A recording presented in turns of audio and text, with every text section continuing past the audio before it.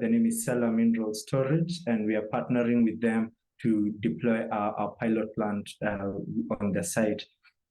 There's also a vast supply of talent for very cost-effective manufacturing. DAC itself is one, it's a manufacturing play, and the second, it's an infrastructure play. And that just needs hands, it needs people, and needs people who would be deployed at this.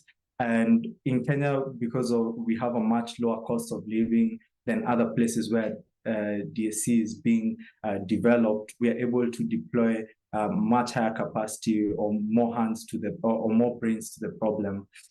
There are also tremendous co-benefits around deploying DAC in Kenya, particularly around increasing energy access for ordinary Kenyans like myself, and also around creating meaningful employment for young Kenyans.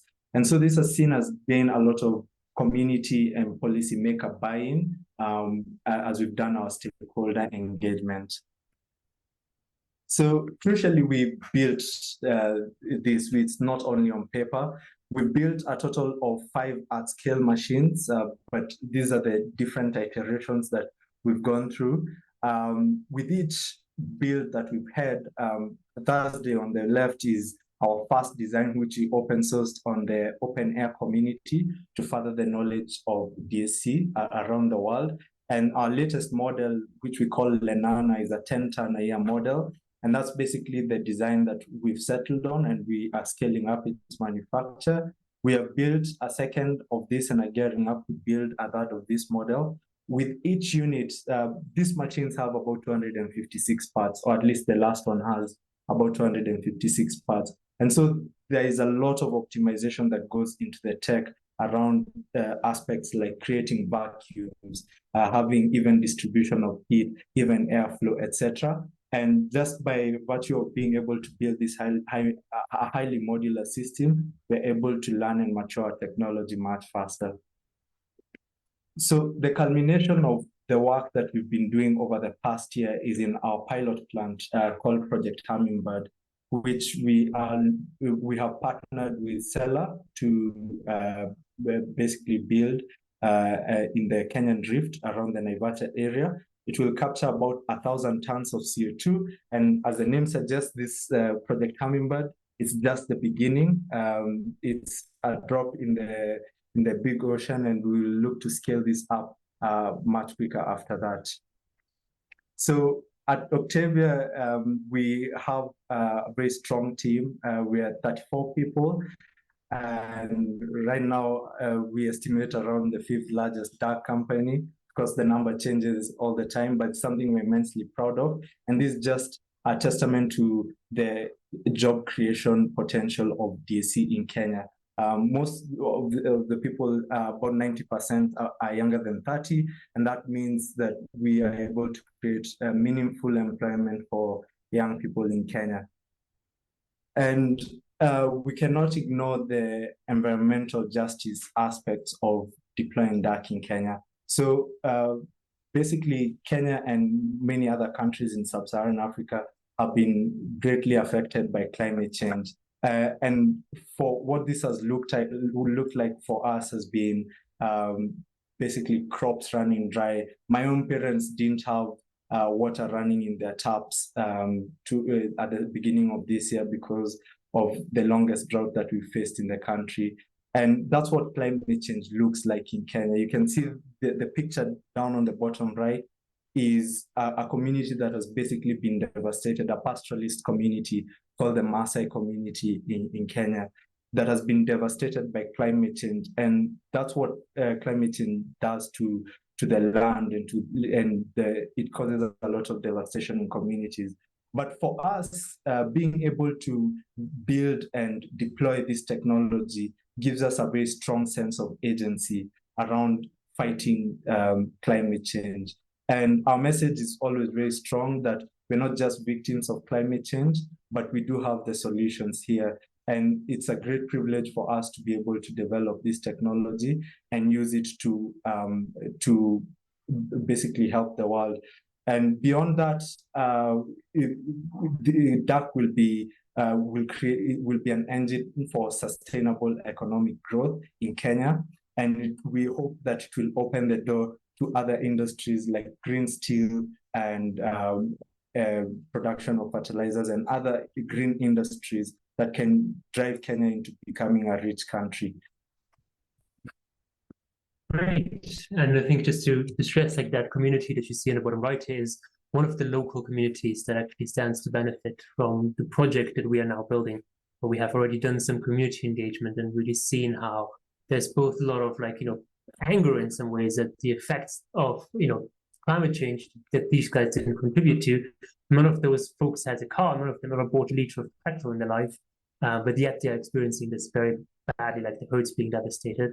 But crucially, there's also the sense of hope that direct air capture, as one of many industries, can really, like, bring employment and young people back into this community and actually, like, really create a sustainable living, and in a much longer term actually preserve a way of life that these people used to have for centuries, until essentially climate change that they did not cause took it away from them.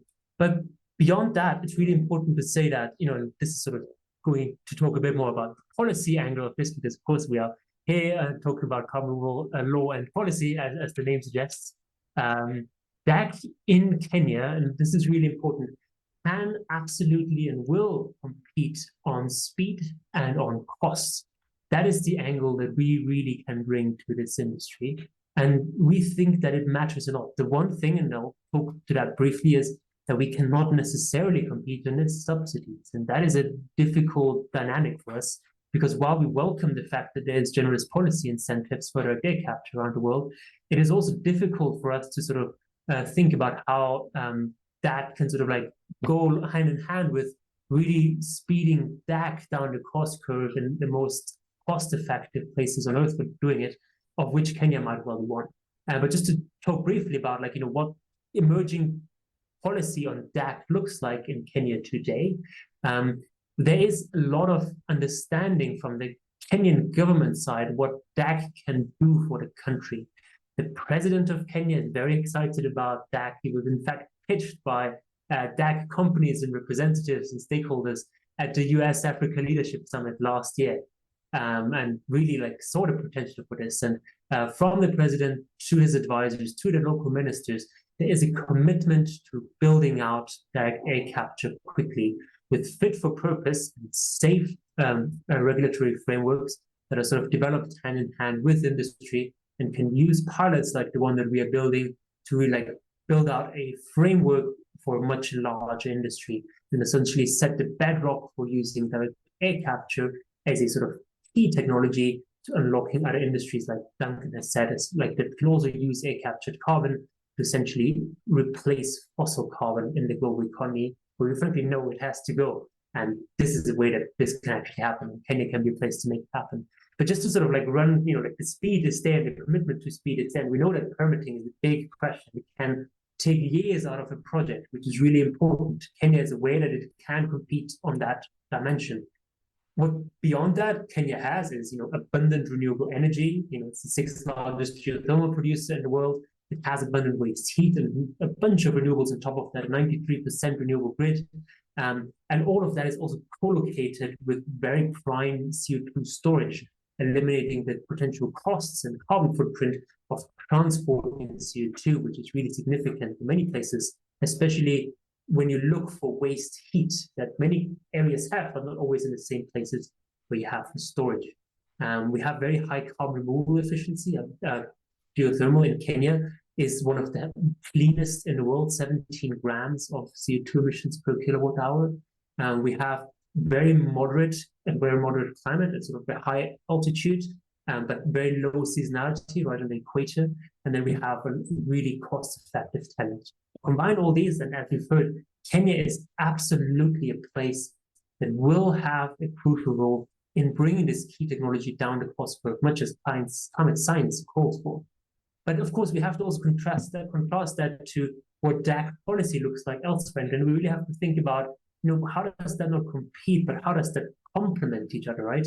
But at a sort of high level, the difficulty there is that when we look to DAC policy in other countries, say the US, again, and it's just to be clear, like, we welcome this, but the tricky thing there is that essentially like a government will pay for you to build DAC, it will pay for you to run the DAC machine, and then finally it will also buy the credits from you. And that is a very difficult dynamic for us in the Global South to think about, because of course, how could we ask Kenya to compete with that? Kenya does not have billions of dollars lying around that it could spend on something like this. And while it might be a lot cheaper regardless, the question is like when you look at the costs after subsidies, that might be a very tricky thing basically, because of course Kenya would be looking to direct air capture, something that can contribute to the treasury. Well, the same industry would be treated quite differently in other jurisdictions. But of course, what matters is the unsubsidized cost of DAC, because nobody is under the illusion that we will be able to subsidize direct air capture at the levels that we're doing at the moment once we get to gigaton scale. And I think in that sense, we really have to build the industry of today with that gigaton scale in mind, because otherwise we might as well not spend the premium on technology like direct air capture. And I think in that sense, Kenya does have one very attractive thing for private buyers of carbon removal. And that is that DAC in Kenya has more financial additionality than it would have elsewhere, basically. If you think about how far your dollar will go in bringing DAC down the cost curve, there's a strong argument to be made that it will go further in Kenya, which is otherwise quite starved of the funding to actually scale this crucial industry, even though we have just the right resources to do that. And I think it's just really something that we think is like really key that, and in many ways, funding is a big question for this in Kenya. Like fundraising is hard for deep tech in the Global South. And crucially, like fee purchases from customers can become one of the crucial ways of financing this build out and catalyzing progress in this early stages, which is why we think this is so important to say, basically. It's really important that we spend the right policy subsidies in the right places. But then in that sense, like as more public funding crowds in, there's a really important role for private funding to think about where it is most catalytic. And arguably that can be in places like the Global South, where you actually have that bang for your buck, if you like, in speeding this down the cost curve.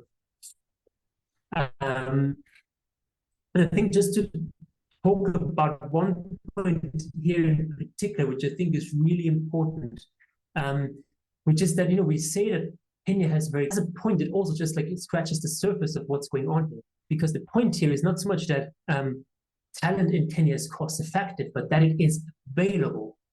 And I think in that sense, it is really important to sort of stress one point. And I think it's not often mentioned in polite society, because the tricky thing is that this point is often sort of like weaponized by people with, different agendas that we might not associate with, nativist and ageist and sexist and so on. But the truth is that the dependency ratio, the ratio of working age adults as compared to, children and the elderly, is decreasing rapidly across the global north. So like we are going from a dependency ratio of 3-to-1 in the global north to a dependency ratio of 2-to-1, which frankly means that I'm trying to sort of like get this in my icons there, is that there's a lot fewer people with hard hats in the first place, right? And that is really tricky, because as we are going through that demographic transition, we want to go through a climate tech transition. And that is such a really tough point to think about, because when we look at an industry like DAC, and we've known this since 2020 when the Rhodium Group did some really solid modeling around this, if we want to build a DAC industry in, say, the US, but this is true across the global north, at gigaton scale, that will frankly need as much as a third of the construction workforce in relevant sectors here in the US, for example, right? And the point is that that is the 2018 workforce. Again, that is not going to be the workforce of 2050, which is like a real challenge that we have to think through. Like, how do we allocate that labor that we have to the climate transition without risking like to increase the cost of this massively? And in that sense, we are seeing that, like the US Bureau of Labor Statistics is stressing this over and over.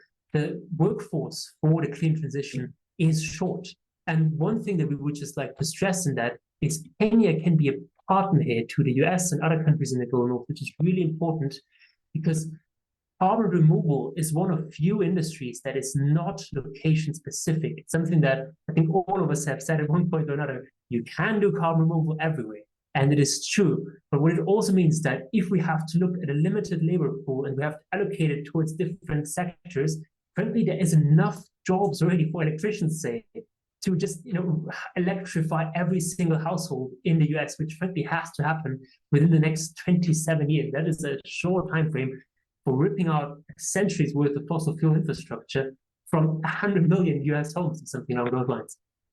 And then there's other things like EV charging infrastructure, heavy industry, renewable installation, and so on, all of which are location specific. The one thing that isn't is carbon removal. So we would stress that it should fall into a bucket more like critical minerals mining, where we say, okay, of course, we might not want this to be in, like hostile countries, like, maybe Russia or like China or other things, other countries where you might have some questions around collaborating in future. But Kenya is, of course, very aligned with the US on so many things. It's a dependable democracy. And crucially, like by deploying there, you don't risk creating demand for DAC that can outcompete this clean tech workforce for other sectors. It is something that we really think a lot about, where we think that in that sense, Kenya can benefit from partnership in the US and elsewhere. And crucially, that does not mean that there's no role for DAC or CDR in the US and in the global north, but it does mean that you might want to think about where is your strong suit? What is the gains from trade, as we used to like to say, where we can think about what is the comparative advantage. And in a country like the US, that might be in manufacturing really high-end air contactors and researching those and developing those. And we already see that there's a tremendous amount of really great work being done on this, on the US research campuses and across the US and across the global north more broadly. But when it comes to building out the manufacturing and the infrastructure, we know from past waves of climate tech that if we want to get this down and prosper, we need a global south. And Kenya is just the right candidate in really making that happen at the scale and speed at which we want to make it happen at the rate it has to. That's a sort of quick presentation. There will be more, as I said, tomorrow at this CCDR, but for now, thank you to our partners. There's a bunch of them there. Very proud to work with all of these folks. But we'll stop it there for now because we really want to make sure we have plenty of space for Q&A as well. So back over to you, Will. Thank you so much for the stage. All right. Thank you so much for the overview, Martin and Duncan. So yeah, let me just kick it off with a couple of questions, and then we'll move to some audience questions. One thing I'm curious about, a lot of the newer facilities that we're talking about in the United States, the contemplated DAC facilities are pretty large compared to what we've seen to date, right? Orica is about 4,000 tons a year. We're looking at facilities in Wyoming and Texas, right? That could be over 1 million, right? And you contemplate much smaller modular sort of systems, right? I think your site talks about these 10-ton facilities, and then maybe ultimately scaling up to like 100, right? What does the business model look like for that? How many of those do you have to sell to be able to make this viable? And do you think that that's possible? Yes, I can start by talking about why we chose to go that highly modular. And the reason for such a highly modular technology is in the journey of tech development, it's a lot easier to iterate when a unit costs you $30,000 than if it costs you $300,000. And it's a lot easier to build for us. And as I mentioned, there's so many subsystems and so many engineering aspects to optimize for. So building highly modular was for us to mature all these different aspects of the technology so that we can essentially mature the entire machine. And so our 10-ton AM model is the one that we'll use. We'll then scale that up in a Gen 2 model that will capture per unit. Each unit measures about 2 meters by 2 meters. That's the physical footprint. For our Gen 2 model, it will be about 100 tons a year. And essentially what we're doing is replicating what solar did. And that's how we see that we can drive the cost down much more cost effectively, basically by leveraging some technological advancements within the unit and also large scale manufacture. And Martin can talk a bit more about the commercial side. Yeah, because there's another really important, and that's a great question, Will. And I think another thing I wanted just to say is like another reason to build modular is technology risk, right? Because if you build that million-ton facility, and as always happens with these things, there's a 50% cost overrun, and like it takes 2 years longer than you planned. How are you going to find it second, right? That's the really key question here, right? Because the point is that you want to make this bankable, right? That is the only way that we can actually scale an industry. And frankly, if you want project finance to crowd into this space and to actually like see this as a safe asset to invest in, which it should be, right? Because this can be a highly centralized play around where you just bring modules into like a site that has a storage facility, and you can actually just like hook up one machine after the other, after the other, after the other. And it is a very low risk thing inherently. But for you to demonstrate that, you actually have to build a bunch of them first, which is another key advantage to the modular approach as we see it. Because essentially like the pitch is a lot easier if it can tell you like, this machine costs X thousands of dollars. And we've built 100 of those. They work. They do what we said they do. And now we want to build another 50 or something like that, right? It's an easier sales pitch in many ways, which is partly why we really think that a modular approach is both beneficial on the technology front, but also sort of on the commercialization front, which I think is really important. And yeah, the other thing that I think you alluded to it is like it's also like then more possible to just pack up that thing and ship it elsewhere. And it is a really key aspect of how we see the scaling initially is that we might also ship some of these machines into other places where we have more generous policy subsidies. That is part of how we scaled it up and part of how we become a partner of really scaling DAC globally, right? And we already have some very strong partners there. Shout out to Retract, who we're talking to a lot, who is really interested in really thinking about this, not so much in one monolith DAC company and another monolith DAC company, all perfectly vertically integrated, doing everything basically. But how can we partner? How can we, some people specialize in like maybe building machine, and maybe in Kenya we will actually deploy these two, but then elsewhere we might be partnering with others to actually like deploy them in in jurisdictions elsewhere, so we can both benefit from the global supply chain, which is really key for getting the cost of it down, but also crucially really help push the global agenda and the global policy around this, that we can actually scale DAC at the rate that is demanded from us very much. So yeah, I think in that sense, like the modular approach helps you that you can essentially put those things in a shipping container and then put them elsewhere. It's so harder to do with a million-ton facility. Okay. You mentioned cost a little bit on that. Let me tease that out. What's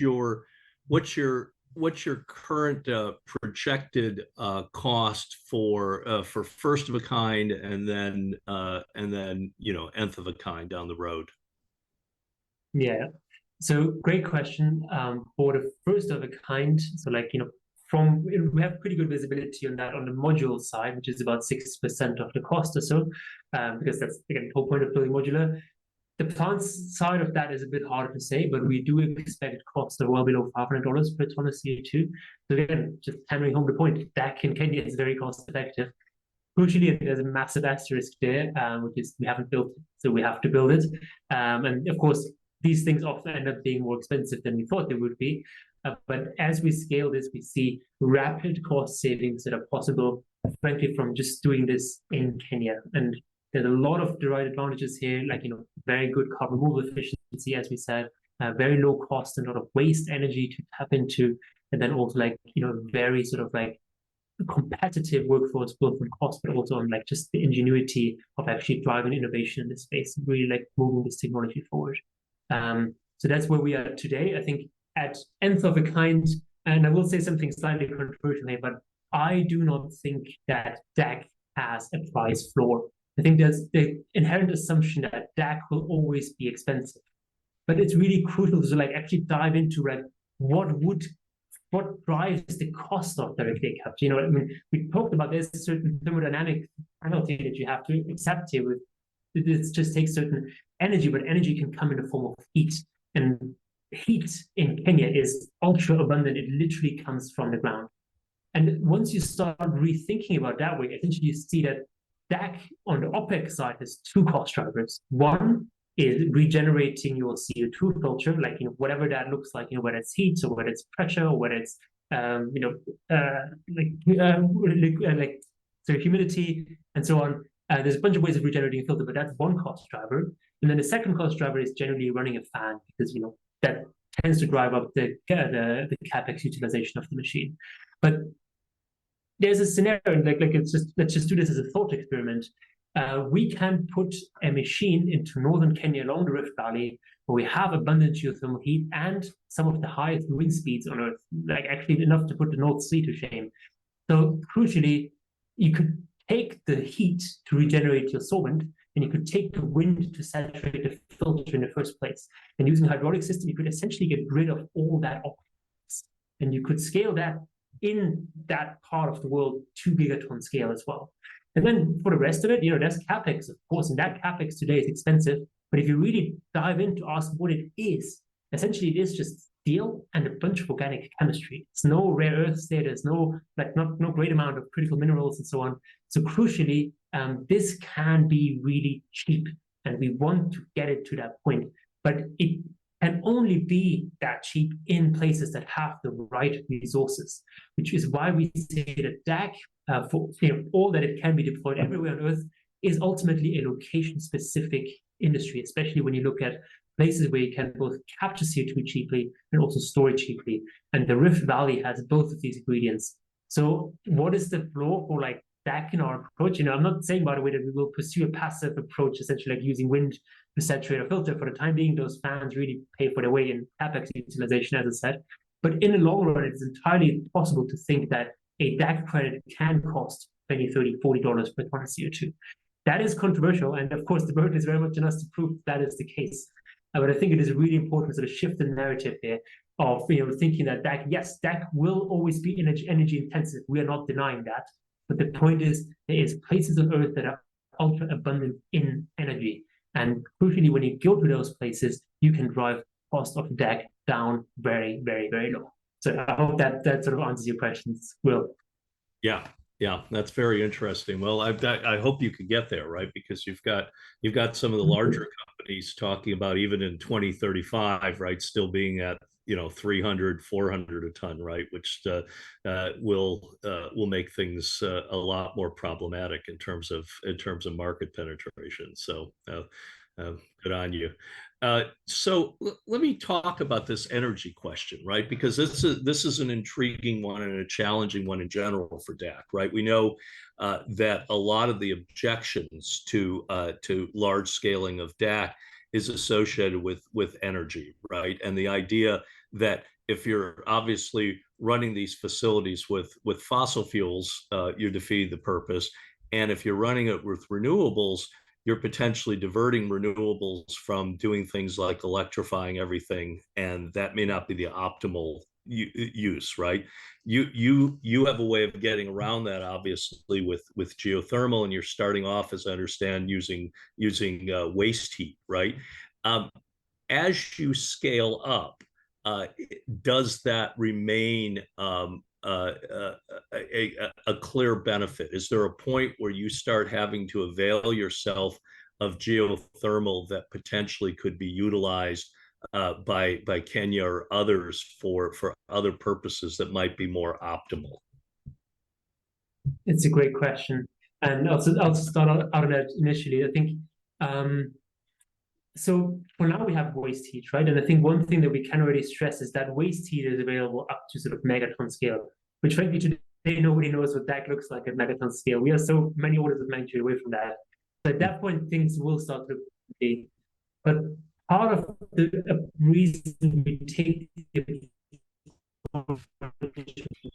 deliberately choices like family of DAC air contact solvent, basically drive down the cost of that regeneration, basically. And the point there is that if you can regenerate your filter at 60 degrees Celsius, which is what we're aiming for, currently it's more in the 60 to 70 degrees range, then you don't have to compete with power production, right? Because for power production, you would look to much higher grade heat. And the crucial point about using low grade heat is not just that it's much more abundantly available, it is definitely, but it's also not competing with electricity production, which we see, as you say, as really crucial. We don't want to compete with this, but crucially, we also look at having hundreds of gigawatts of that available across the East African Rift Valley, and there's about 4,000 miles of it. And that itself is enough to really take us to gigaton scale.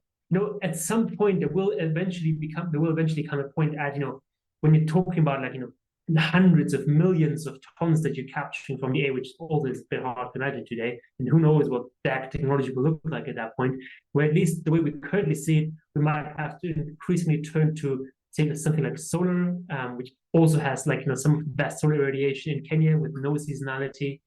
So into the 2030s, probably the second half of 2030s, we might supplement the electricity that we need, if we do at that point, with solar and maybe some wind again. We have fantastic resources for that in Kenya and also along the East African Rift Valley. Again, there's a lot to like about building this in a place where you have renewables that are fantastic across the stack, really, right? Like solar with no seasonality. You have wind with the highest wind speeds. You have about 6 gigawatts of hydro potential, which very little has actually been built out. And then on top of that, you have something like 20 gigawatts of geothermal electricity potential across the East African Rift Valley, only a tiny fraction of which has actually been tapped. It's something like 900 megawatts. So there's really like a lot of that is to be liked. And crucially, what problem there is in Kenya at the moment, and just to like talk about what this looks like right now and what this is going to look like in future, the thing that is missing in Kenya today is not a supply of renewable energy, which is the case almost literally everywhere else. It is a demand for renewable electricity. Kenya has quadrupled its geothermal capacity in the past decade to up to like close to 900 megawatts of installed capacity, making it a crucial player in this industry. But the demand did not come at the same rate. And now there's a situation where the Kenyan Electricity Generation Authority goes out and asks for Bitcoin miners to set up in Kenya, where really we could actually use electricity like that for much more productive, not a discussion I will wade into, but for a very productive use in direct air capture, where it can then actually, like in a scenario where say we have a DAC project with already like offsets lined up against that by highly bankable Western buyers, that itself makes the geothermal project much more bankable too, because that is the real hurdle that Kenya has right now. Kenya wants to get to 100% renewable energy by 2030, but it is missing the demand. It's not missing the supply of renewable potential, it is missing the demand. And if we can develop that hand in hand, we can help Kenya drive towards that objective of 100% renewables, at which point it can also become a hub for, green industrialization across the board, like whether we're talking green hydrogen or green hydrocarbons, if you combine the thing we do with that, or green steel, green cement, you name it. It is really like very promising for us to see what can be done with that once we can unlock it with direct air capture as a catalyst. That's the vision. Yeah, that's an interesting point. Thinking of CDR as a demand pull incentive for renewables, right? Not true everywhere, but perhaps in Kenya. So, with that, let me move on to some questions from our audience. First question: I'm wondering who gets credit for the removed CO2? Would they be used for companies or countries in the global north to help them claim carbon neutrality, or does Kenya plan to use these credits to achieve its own NDC goals? That's a great question. And in fact, one of we actually had active discussions with is like a government partner we're currently talking to in the global north, interested in buying from us. And by the way, I'm talking a bit more to the policy side of things because Duncan really builds the machines. He's the brain behind that side.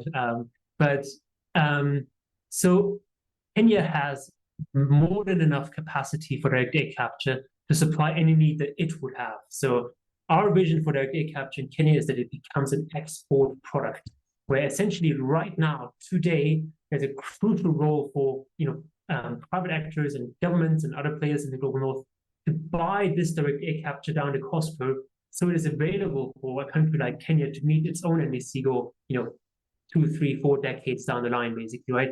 But right now, we really need partners to buy this down the cost curve. We think it's more than justified, especially at this early stage, where, frankly, for DAC, the cost is higher today than it will be a few decades from now. And so it's really important to have partners to actually partner with us now, so Kenya doesn't have to buy that, $500-600 per ton of CO2, and can actually do it so at significantly lower prices. But beyond that, again, I think there's this notion as well that direct air capture capacity, direct air capture or CDR capacity, even more broadly, is limited, which is also something that we starkly disagree with, both from having done the maths and looking at the thermodynamics of this in Kenya, and seeing that there's vastly more available here that we can use even with the perspective we have today, right? And the crucial point here is that this is also going to change, right? There was a time when people said that solar will only ever be economic for oil rigs or other places where it's harder to get energy to. Frankly, today the world looks very different, and we 100% expect the world to look very different in a few decades' time. Doesn't mean that you don't have to research on what the role of CDR is, and think about capacity constraints and so on. But for direct air capture, there's many gigatons per year of annual capacity available here that Kenya can use as an export product to grow its economy massively, and it can crucially ride to become a high-income country. That is the vision that we have for that in Kenya. So that will go to its ladder of other countries. Kenya might, at a later point, when its own NDC for carbon neutrality comes to, also use that for itself, but that would be additional capacity that we would sell to a country like Kenya separately, or whatever that regulation will look like at the time. But crucially, right now, for the foreseeable future, we want to develop this as an export product, which is also very much how the Kenyan government sees it. Okay. All right, next question. Probably one more applicable for your partner, Sela, but you probably have some thoughts here. It says CO2 storage in basalt at commercial scales has been proven in Iceland, but all basalts are not equal. Has mineralization storage in Kenyan basalt been demonstrated? No, but then to be fair, there's 2 or maybe 3 pilots for mineralization on Earth, right? So as an industry, it is just early stage. It has been studied, and there is published literature on this that dates back to 2021, and we'll sort of look to share that it's in the notes for this as well later. But it has not been done, right? But again, crucially, that is true for CO2 mineralization almost everywhere, right, other than Iceland. And we think that we can sort of build it in a way that is safe and scalable in Kenya too. But again, really important point here. The questions on storage are much better addressed to Sela, not us as the capture partner. Okay. All right. What is the source of this waste heat in Kenya? Waste from what? What is Kenya's primary method of generating electricity today? So in geothermal systems, most of Kenya's systems are flash geothermal systems. So the process looks like is geothermal steam will come out from the ground with brine. The brine and steam are separated. The steam goes into electricity generation. And then at that point, it goes into condensation pools. So in some sites in Kenya, the geothermal brine is reinjected. In other sites, it's left in brine pools as well. But basically, the exhaust steam from the geothermal process is one source of waste heat. Basically, the steam after it's generated electricity. And the other one is the geothermal brine, which is reinjected into the ground. And because we regenerate at very low temperatures, both are viable sources of waste heat and are produced in quite abundantly during the electricity generation process. And eventually we look to design the geothermal power plants with that in mind as we scale up especially. And we're already talking to some of the developers or the EPCs for Kenya's geothermal systems and thinking about how this integrates at megaton scale. Mm-hmm. And then I think just to maybe add a slight nuance in this for the longer term view. I mean, and I think there was a question about what is Kenya's electricity mix today? That geothermal is about 45% of the grid today. It's about 900 megawatts. As I said, the goal that Kenya has is to make that 3 gigawatts by 2030 thereabouts. There's really an ambition to scale it up quite massively. And then, of course, we'll also scale the availability of waste heat proportionally. But I think much as we talk about waste heat today, and again, that can take us pretty far, megaton scale is no joke. But the point is that we prefer talking about low-grade heat because that really constrains you much less because low-grade heat is available in many, many places on Earth. Geothermals probably being one of the best examples of the lowest carbon footprint and like cheapest heat that you will find anywhere on Earth, basically. And there, if you can tap really low grade reservoirs, I mean, is it waste? I mean, it wouldn't be used otherwise, or at least it currently wouldn't have any other economic use. But then, crucially, if you can create it that way, then it becomes a useful product, right? It is no longer waste. So like waste that exists today is really interesting for us, but in the longer term, we really think about this as low-grade heat, which is what we design our technology around. Okay. Could you share how Octavia is thinking about carbon removal credits and what type of offtake customers you're targeting? Again, I do more of the commercialization side, so I'll answer that quickly. So we are looking for partners across the board. Again, like I think in many ways, especially in Kenya, like our best investors are our customers. And so we see that different customers have different constraints. The ideal for us, of course, is like pre-purchases, because they become a form of financing that we can use to actually build this plant, which is really important in a region that tends to have slightly higher costs of financing, like Kenya is. But there's also like a big role of offtake agreements just to sort of demonstrate future demands for credits. So we're in discussions with a range of clients already, like folks like Prana and Milky Way who bought from us, who want to partner with us to sort of bring that along, but also others that are really interested in sort of offtake agreement structures that essentially say that they will pay for credits as we develop them. And then there's some sort of hybrid structures as well, basically, where there's some payment schedule basically as you sort of hit certain milestones, which you're also talking about. And then beyond that, I mean, that's the sort of partnerships that we're probably looking for today.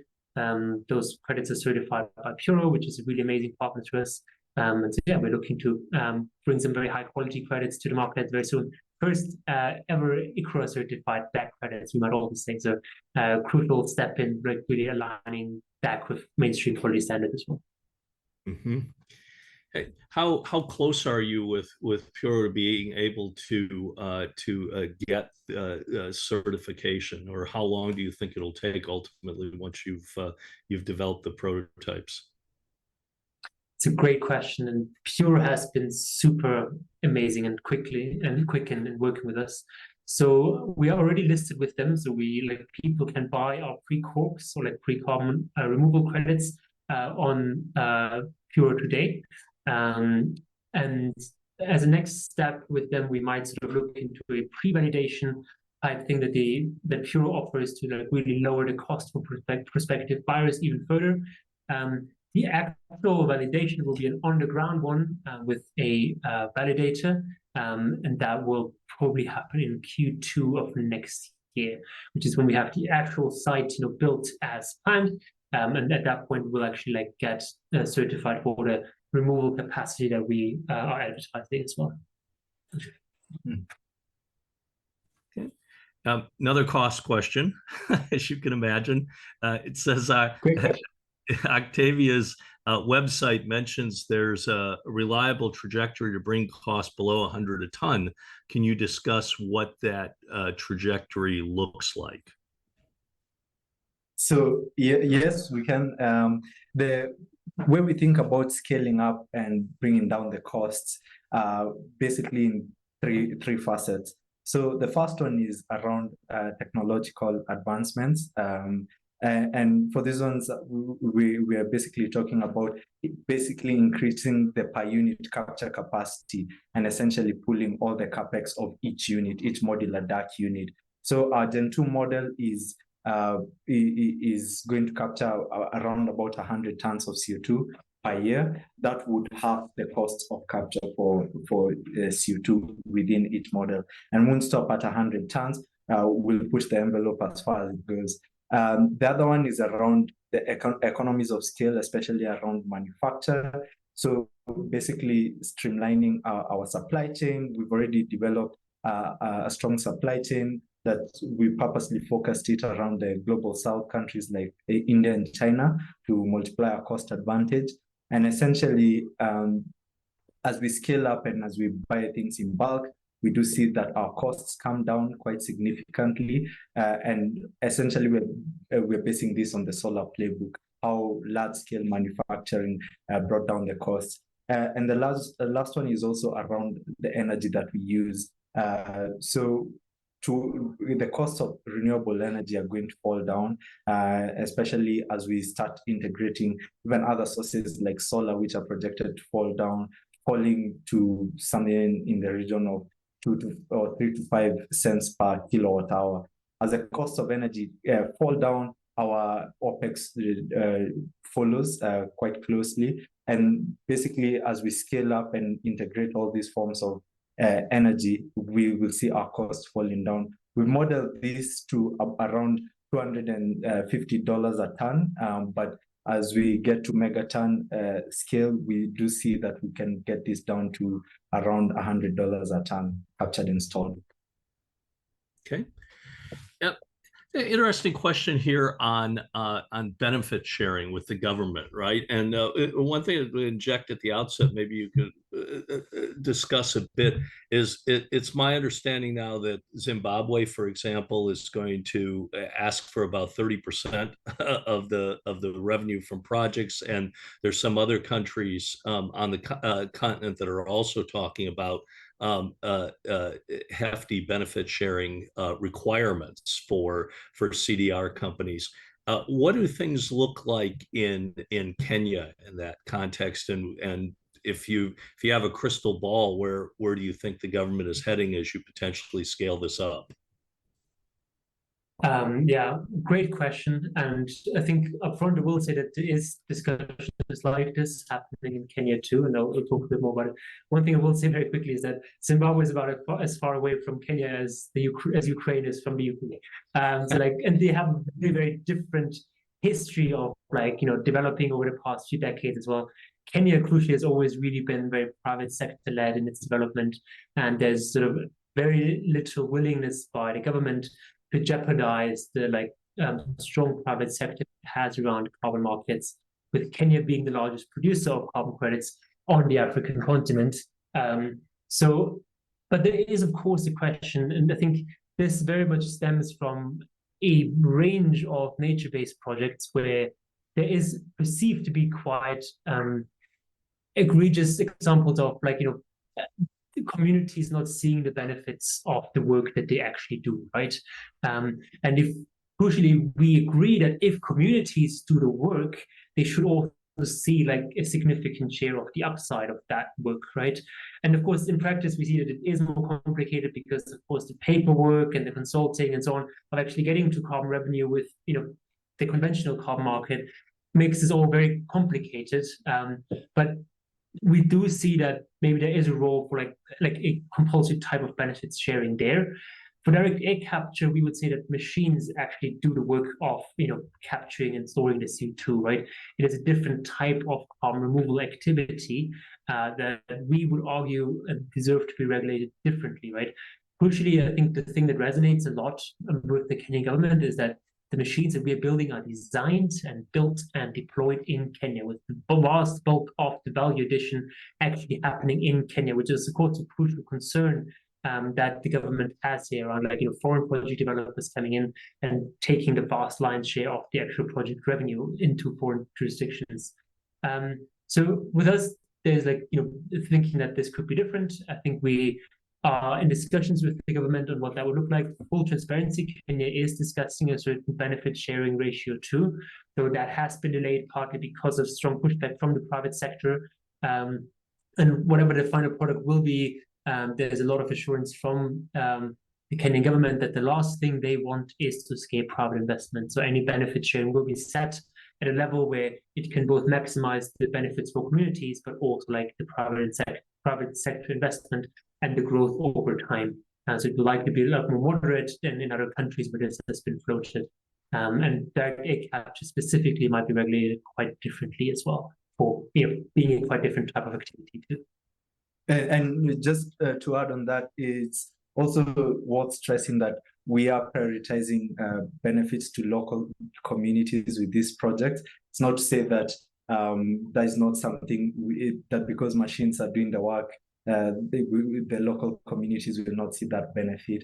And so in our community engagement, one of the questions we basically ask is, what does the community need? And we've seen this model applied with other projects, and there is a lot around capacity building within the communities, and that's something that they care about, and that's something we'll be looking alongside our strategy partners to really develop in projects that will build capacity in the local community. Ask you a follow-up question on that in terms of the role of the community. One of the things I think you highlighted at the outset when you were contrasting the potential benefits of DAC deployment in Kenya as opposed to in the north was the specter of public opposition in the north to these kind of facilities. And we don't totally know yet, right? But there's certainly a lot of discussion. What does your public engagement procedures look like in Kenya? And do you see differences in terms of how communities in Kenya regard these kind of facilities as opposed to what we might see in the global north? Yeah. So how we attack or go for community engagement, basically, for the initial community engagement, we did it with Seller. They're the ones who led it. And for the subsequent ones that we are doing, we are actually looking to get somebody from that community who would be basically the point of contact. And it would be somebody, an employee of Octavia, who would essentially carry our message and address any concerns that the community might have, and also take in what sort of community benefits they would like to see from this project. So that's how, and community engagement is a continuous process. So we are starting it right before we even stick a shovel in the ground. And we look to do that all the way until deployment and have the community really involved throughout the entire process. And basically, one of the things we really want the community to understand that is it's also that this project is also for them. It's not just for our clients or for the country. It's also for the local community. And beyond that, we will also look to make sure that we maximize the benefit. And we might even look to some form of revenue share.